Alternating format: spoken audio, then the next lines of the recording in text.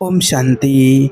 जो लोग हर देवी देवता की पूजा करते हैं उनके साथ क्या होता है, ये रहस्य जानकर हैरान हो जाओगे।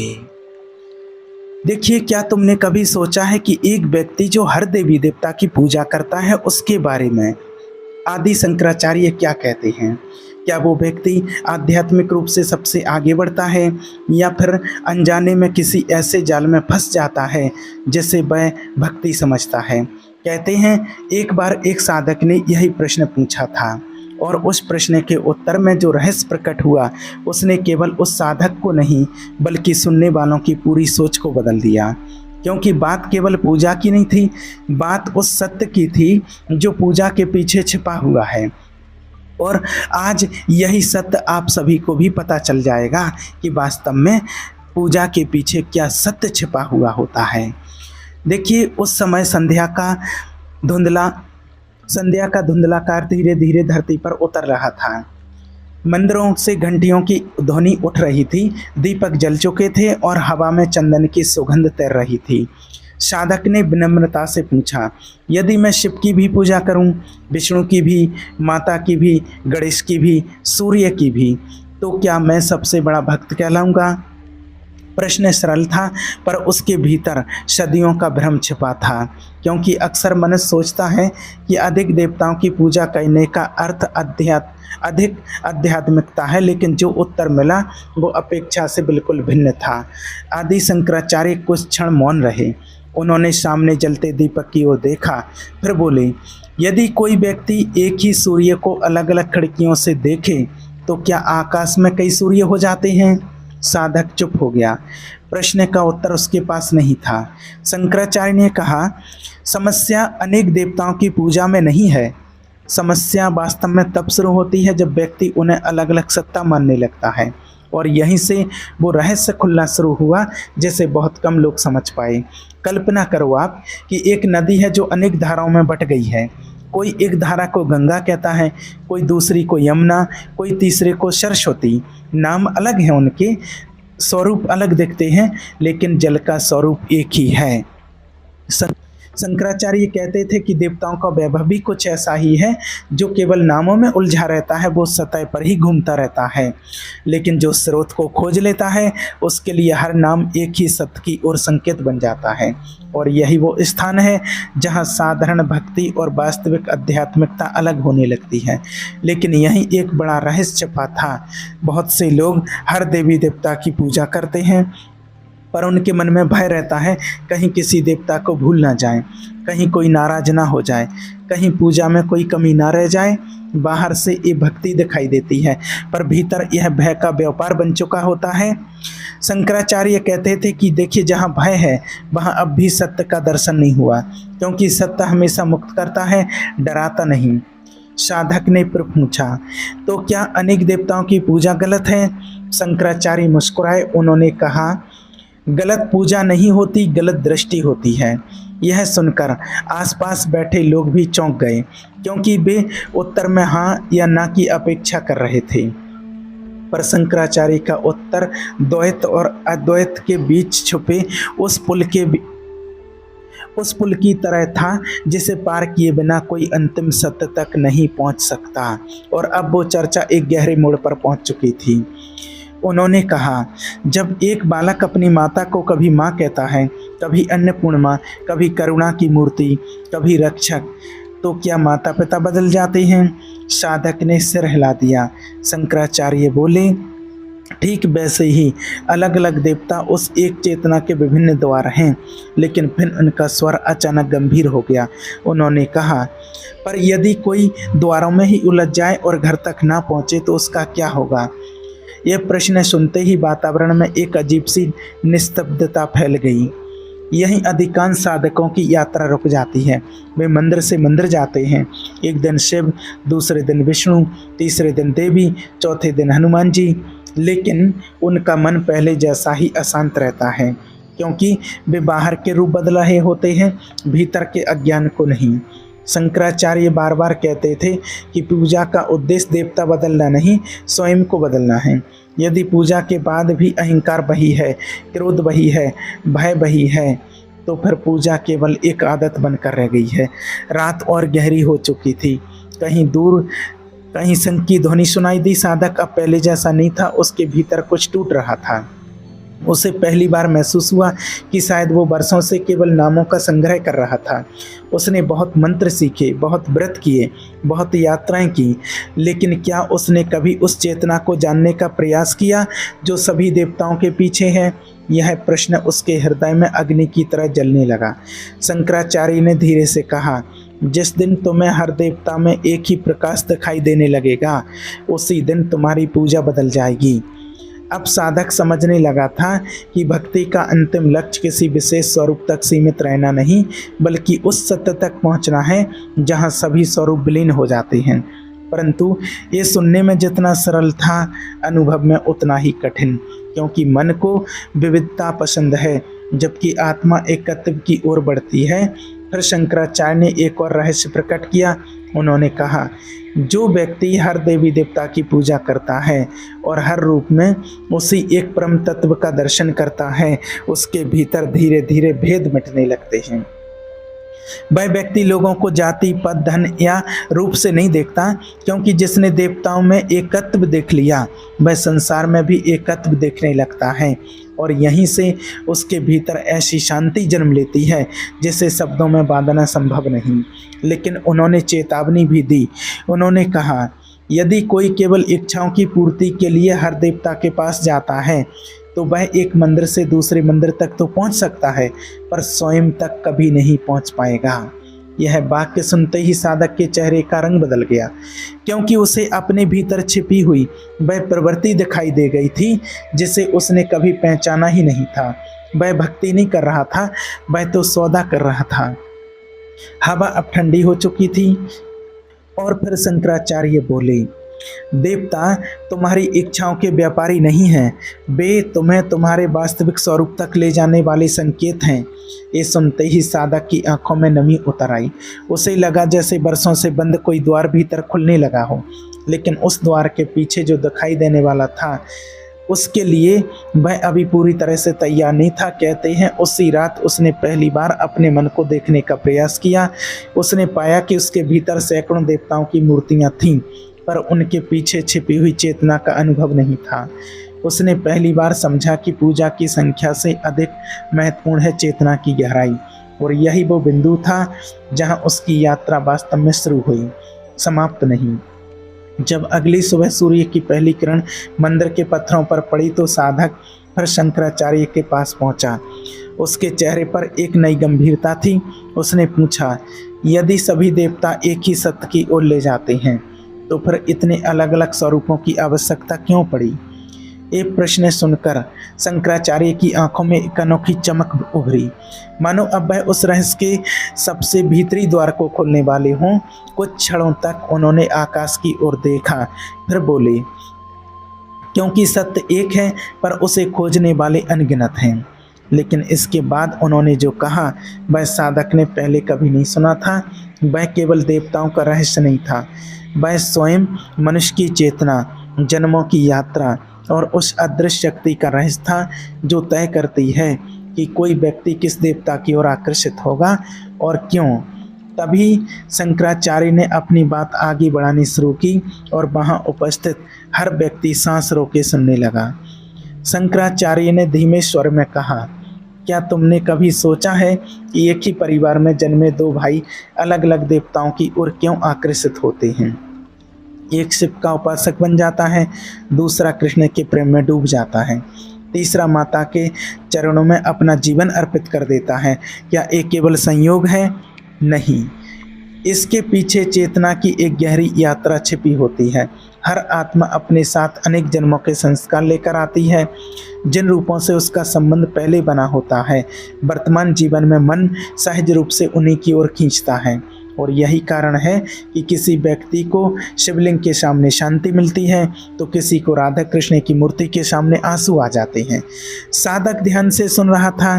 शंकराचार्य ने कहा, लेकिन यहाँ एक सूक्ष्म भूल हो जाती है। लोग अपने प्रिय देवता को ही अंतिम सत्य मान लेते हैं और बाकी रूपों को कम समझने लगते हैं। यहीं से भक्ति में अहंकार प्रवेश कर जाता है। वह अहंकार जो धर्म का वस्त्र पहनकर आता है और साधक को पता भी नहीं चलने देता कि वो सत्य से दूर जा रहा है, क्योंकि जिस क्षण तुमने किसी एक रूप को पकड़कर दूसरे रूप को नकार दिया, उसी क्षण तुमने उस अनंत को सीमित कर दिया जिसे सीमित किया ही नहीं जा सकता। उन्होंने एक कथा सुनाई। एक यात्री घने जंगल में रास्ता भटक गया। अंधेरा बढ़ता जा रहा था। तभी उसे दूर एक दीपक दिखाई दिया। वह उस दीपक की ओर भागा और उसकी सहायता से रास्ता खोज लिया। लेकिन अगले दिन उसने घोषणा कर दी कि संसार में प्रकाश का स्रोत केवल वही दीपक है। लोग हंसे, क्योंकि वे जानते थे कि दीपक केवल माध्यम था, प्रकाश का सिद्धांत उससे कहीं बड़ा था। शंकराचार्य बोले, ठीक यही भूल बहुत से साधक करते हैं। वे माध्यम को ही अंतिम सत्य समझ लेते हैं। ये सुनकर साधक के मन में एक और प्रश्न उठा। उसने पूछा, तो जो लोग हर देवी देवता की पूजा करते हैं, उनके साथ वास्तव में क्या होता है? शंकराचार्य ने उत्तर देने में जल्दबाजी नहीं की। उन्होंने अपनी आंखें बंद कर लीं। कुछ क्षणों तक मौन ऐसा लगा मानो समय स्वयं ठहर गया हो। फिर उन्होंने कहा, यदि उनकी पूजा ज्ञान के साथ है तो उनका हृदय विशाल होता जाता है, लेकिन यदि उनकी पूजा केवल संग्रह बन जाए तो उनका मन और अधिक उलझता चला जाता है। यह उत्तर सुनकर साधक के भीतर जैसे कोई नई खिड़की खुल गई। उन्होंने आगे कहा, कुछ लोग देवताओं को ऐसे इकट्ठा करते हैं जैसे कोई व्यक्ति दुर्लभ वस्तुएं इकट्ठे करता है। उनके घरों में अनगिनत तस्वीरें होती हैं, अनगिनत मंत्र होते हैं, अनगिनत नियम होते हैं, लेकिन भीतर शांति नहीं होती, क्योंकि उन्होंने पूजा को अनुभव नहीं प्रदर्शन बना दिया होता है। बाहर जितनी अधिक सजावट होती है, भीतर उतना ही अधिक खालीपन छिपा रहता है, और यह खालीपन किसी मूर्ति की संख्या से नहीं भरता। अचानक शंकराचार्य ने धरती से एक मुट्ठी धूल उठाई। उन्होंने उसे अपनी हथेली पर फैलाया और पूछा, क्या तुम जानते हो ये धूल कहाँ से आई? साधक ने सिर हिलाया। शंकराचार्य बोले, यह कभी पर्वत का हिस्सा रही होगी, कभी किसी नदी के किनारे की मिट्टी रही होगी, कभी किसी वृक्ष की जड़ के पास रही होगी। रूप बदलते गए पर तत्व वही रहा। फिर उन्होंने कहा, देवताओं के रूप भी ऐसे ही हैं, भिन्न दिखते हैं पर उनका आधार एक ही चेतना है। साधक अब केवल सुन नहीं रहा था, भीतर उतर रहा था। उसे महसूस हो रहा था कि उसकी वर्षों पुरानी धारणाएं धीरे धीरे टूट रही हैं। वह सोचता था कि अधिक पूजा का अर्थ अधिक आध्यात्मिकता है, लेकिन अब उसे समझ आने लगा था कि आध्यात्मिकता संख्या में नहीं, दृष्टि में छिपी है। एक व्यक्ति एक ही नाम का जप करके मुक्त हो सकता है और दूसरा हजारों नाम जप कर भी अशांत रह सकता है। रात्रि के अंतिम पहर की निस्तब्धता में शंकराचार्य ने कहा, जिस व्यक्ति को हर देवता में एक ही परमात्मा दिखाई देने लगता है, उसके भीतर एक अद्भुत परिवर्तन शुरू होता है। वह धीरे धीरे शिकायत करना छोड़ देता है, उसका भय कम होने लगता है, उसे दूसरों से ईर्ष्या नहीं होती है, क्योंकि उसे समझ आने लगता है कि जो चेतना उसके भीतर है वही सामने वाले के भीतर भी है, और यही अद्वैत का पहला स्पर्श है। लेकिन ये यात्रा इतनी सरल नहीं थी, क्योंकि मन को विभाजन प्रिय है। वह हर चीज़ को अलग अलग देखना चाहता है, अच्छा बुरा, अपना पराया, ये देवता वो देवता, मन भेद बनाता है। जबकि आत्मा एकत्व को पहचानती है, और जब तक मन का एक खेल चलता रहता है तब तक व्यक्ति पूजा तो करता है पर पूजा के सार तक नहीं पहुंच पाता। फिर साधक ने पूछा, क्या यही कारण है कि कुछ लोग वर्षों पूजा करने के बाद भी भीतर से खाली महसूस करते हैं? शंकराचार्य ने उसकी ओर देखा और कहा, हाँ, क्योंकि उन्होंने देवताओं को बाहर खोजा, भीतर नहीं। यह उत्तर इतना सीधा था कि साधक कुछ पल तक बोल ही नहीं पाया। उसे लगा जैसे किसी ने उसके हृदय के सबसे छिपे हुए कोने को देख लिया हो। धीरे धीरे पूर्व दिशा में प्रकाश फैलने लगा था। पक्षियों की पहली आवाज़ें सुनाई देने लगी थीं। उसी समय शंकराचार्य ने कहा, जिस दिन तुम्हें हर देवता में अपना ही आत्मस्वरूप दिखाई देने लगेगा, उस दिन तुम्हारी पूजा समाप्त नहीं होगी, बल्कि पहली बार शुरू होगी। यह सुनते ही साधक की आंखें बंद हो गईं। उसके भीतर कुछ ऐसा घट रहा था जिसे शब्दों में बांधना कठिन था। लेकिन तभी शंकराचार्य के चेहरे पर एक गंभीरता उभरी। उन्होंने कहा, फिर भी एक रहस्य ऐसा है जिसे बहुत कम लोग जानते हैं। आसपास बैठे सभी लोग चौंकन्ने हो गए। उन्होंने आगे कहा, हर व्यक्ति हर देवता की पूजा कर सकता है, पर हर व्यक्ति हर देवता की शक्ति को धारण नहीं कर सकता। ये वाक्य सुनते ही वातावरण में एक अजीब सी गहराई उतर आई। साधक ने विस्मय से पूछा, इसका क्या अर्थ है? शंकराचार्य ने उत्तर नहीं दिया। उन्होंने केवल सामने उगते हुए सूर्य की ओर संकेत किया। उनकी आंखों में ऐसा मौन था जिसमें हजारों शब्द छिपे हुए थे, मानो वे किसी ऐसे रहस्य के द्वार पर खड़े हों जहां से लौटकर व्यक्ति पहले जैसा नहीं रह सकता। कुछ क्षण बाद उन्होंने कहा, देवता केवल पूजा का विषय नहीं है, वे चेतना की अवस्थाएं हैं। ये सुनते ही साधक का हृदय तेजी से धड़कने लगा।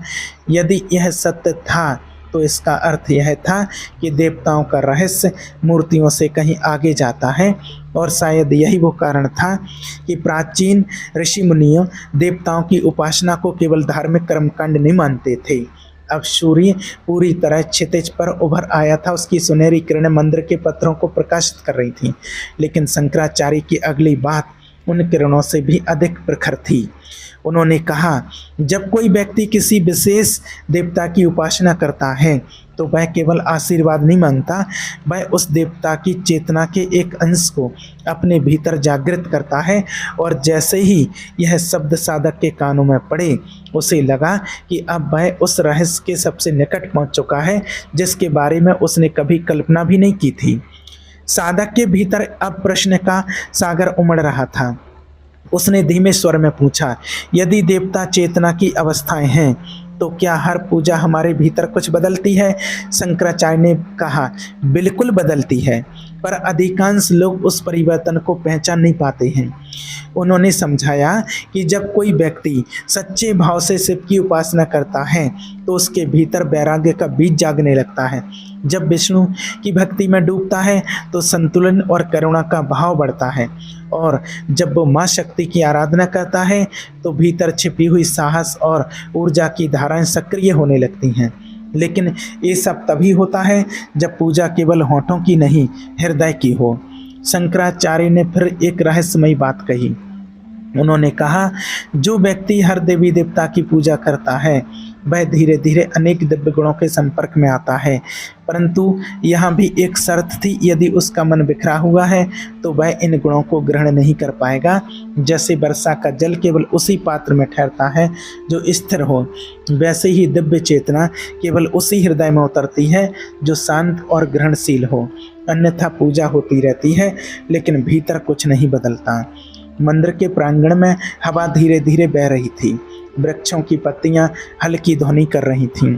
उसी वातावरण में शंकराचार्य बोले, बहुत से लोग ये नहीं जानते कि देवताओं की पूजा का सबसे बड़ा प्रभाव बाहरी जीवन पर नहीं, भीतर की दृष्टि पर पड़ता है। अचानक संसार वैसा नहीं दिखता जैसा पहले दिखता था।